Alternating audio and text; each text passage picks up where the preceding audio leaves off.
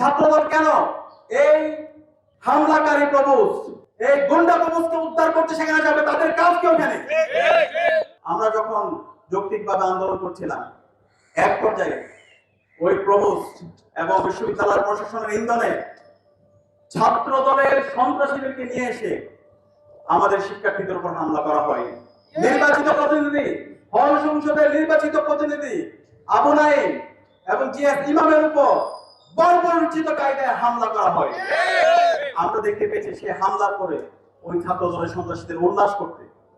আমাদের প্রশ্ন, শিক্ষার্থীদের ন্যায্য অধিকার, শিক্ষার্থীদের বিচারের জন্য যেখানে আমরা আন্দোলন করছি, আমাদের নির্বাচিত প্রতিনিধিরা আন্দোলন করছে, সেখানে ছাত্র দলের কাজ কি? ছাত্রদল কেন এই হামলাকারী প্রভুস, এই গুন্ডা প্রভুসকে উদ্ধার করতে সেখানে যাবে? তাদের কাজ কি ওখানে? আমরা জানি না।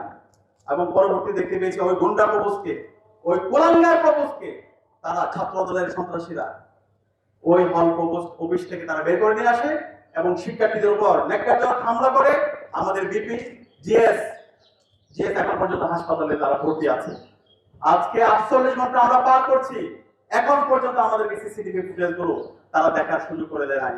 এখন পর্যন্ত আমাদের কাছে মনে হচ্ছে এই হামলা যেহেতু তারা সিসিটিভি ফুটেজ প্রকাশ করছে না, তাহলে আমরা ধরে নিচ্ছি এটার সাথে বিশ্ববিদ্যালয়ের প্রশাসন জড়িত আছে। বিশ্ববিদ্যালয় প্রশাসন নিশ্চিতভাবে তাকে নির্দেশনা দিয়েছে, আমরা দুর্নীতি করব, শিক্ষার্থীরা কোনো ধরনের সমালোচনা করতে পারবে না।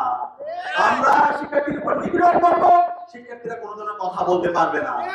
আমরা শিক্ষার্থীদেরকে আশ্বস্ত করছি, ঢাকা বিশ্ববিদ্যালয়ের 40,000 শিক্ষার্থীদেরকে আমরা আশ্বস্ত করছি, আমরা বেঁচে থাকতে এই ক্যাম্পাসে আর নিপীড়ন ফিরে আসতে দেব না।